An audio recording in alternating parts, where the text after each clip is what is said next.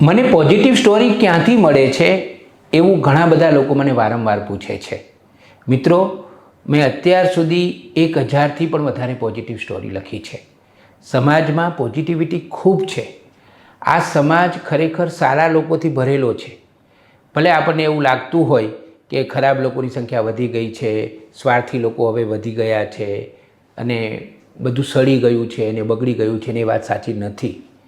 મારો અનુભવ એવો છે કે 90% 95% લોકો ખૂબ સારા છે અને જે લોકો આપણને સારા નથી લાગતા એ લોકોમાં પણ ઘણું બધું સારું તો પડેલું જ હોય છે. મિત્રો, એક પણ દિવસ એવો ખાલી નથી ગયો કે જ્યારે મને પોઝિટિવ સ્ટોરી ન મળી હોય. હું લખતા થાકી જાઉં એટલી પોઝિટિવ સ્ટોરીઓ મળી છે. મને તો ઘણીવાર મન એવું થાય છે કે હું રોજ 10 પોઝિટિવ સ્ટોરી લખું. પોઝિટિવ સ્ટોરીઓનો અપરંપાર છે સમાજમાં. જ્યાં જુઓ ત્યાં લોકો કેટલું સારું કામ કરી રહ્યા છે, કેટલી બધી સંસ્થાઓ સારું કામ કરી રહી છે. ગુજરાતીમાં એક કહેવત છે, જેવી દ્રષ્ટિ એવી સૃષ્ટિ.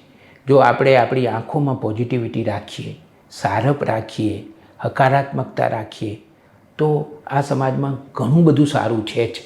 અને એ સારું જોઈને આપણે જો આપણા હૃદયમાં ઉમેરીએ તો આ જીવન અત્યંત સારી રીતે જીવી શકાય એમ છે.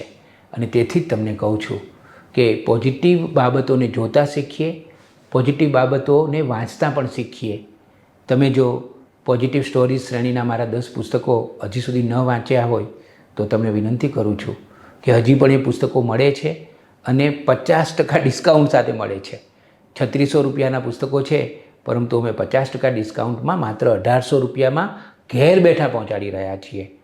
તમે જો ધારો તો એ પુસ્તકો ખરીદી શકો છો.